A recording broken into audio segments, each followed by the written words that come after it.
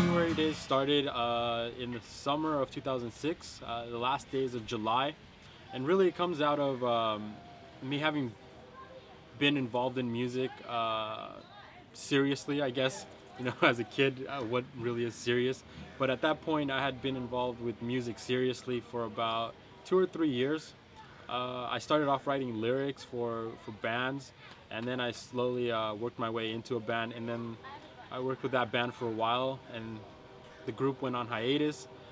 And it started off with my cousin joking about why I would stop making music simply because there weren't other people involved.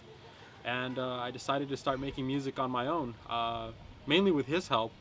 And you know, for a couple of years there, it was kind of a pastime, a hobby, something to bond with him between maybe 2006 and 2009.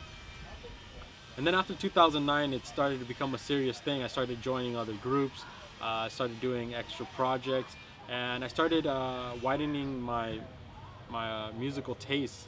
And I started to notice that I wasn't the first example, and I probably wouldn't be the last of a solo artist that took it upon themselves to do most of the work for their projects. And so I decided that I would take some serious interest into making music as Eternal January Days.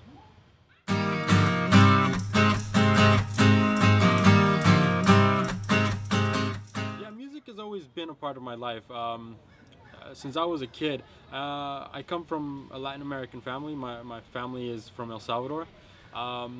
So I've been surrounded all my life with lots of Spanish language music, mainly a lot of things from the 80s.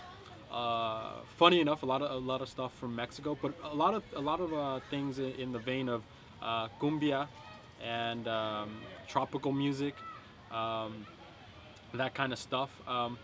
A lot of electronic elements with some of the 80s Mexican music, especially in the percussion, and there's synth guitars in there and that kind of thing. But yeah, but music's always been a part of my life. When I was very young, I was a big fan of Michael Jackson. Yeah, later on I got into a lot of rock, a lot of Aerosmith and the Ramones, Sex Pistols, the old school punk, like the MC5 and the Clash, and that led to modern things like the Blink 182s out there and the Sum 41, AFI, Thrice, these kind of bands. But it's always been a range of different musics that I've been very interested in. I'm very drawn to classical. Of course, every child starts with Beethoven and Mozart, but you know, Vivaldi, Purcell, Antonio Albinoni, these kind of figures have been maybe not direct influences, but very inspirational in terms of being a composer and a writer. So yeah, music has been a huge part of my life.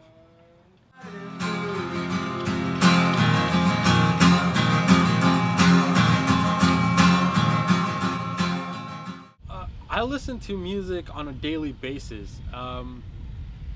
If music were heroin, I'd be dead, because I ingest music almost at the same rate that I ingest oxygen.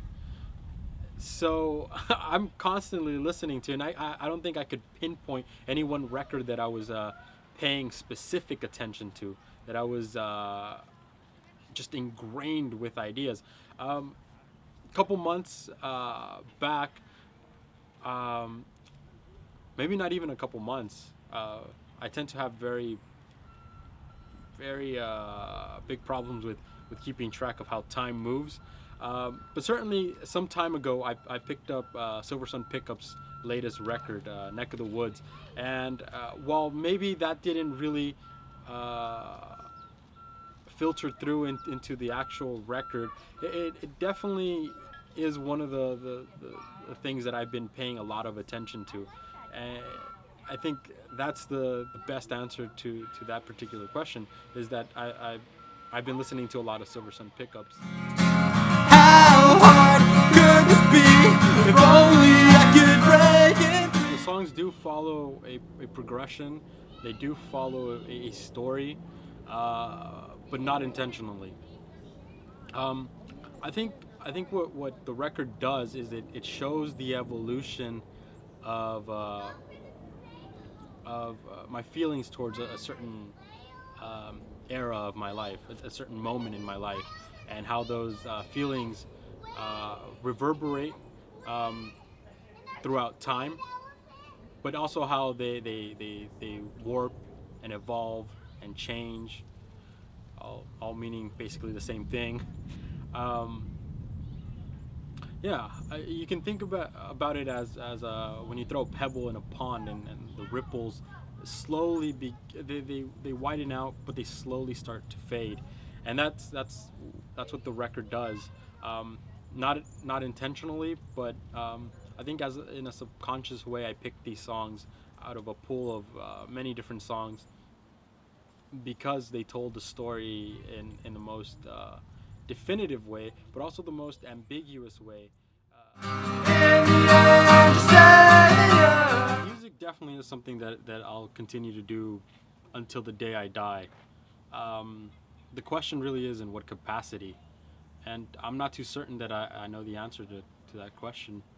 Um, I know for a fact, because of this process, that if I so choose, I can continue to release albums and records and different media.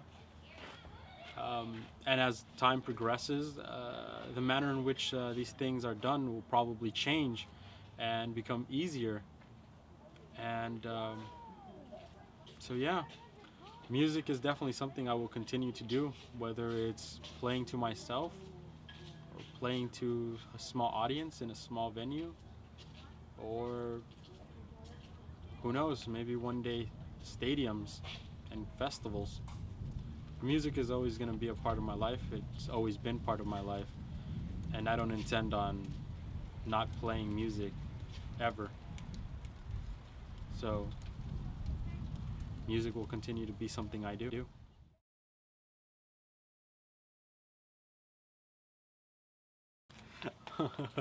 I was watching a show about genetically enhanced pigs yesterday. Anyway.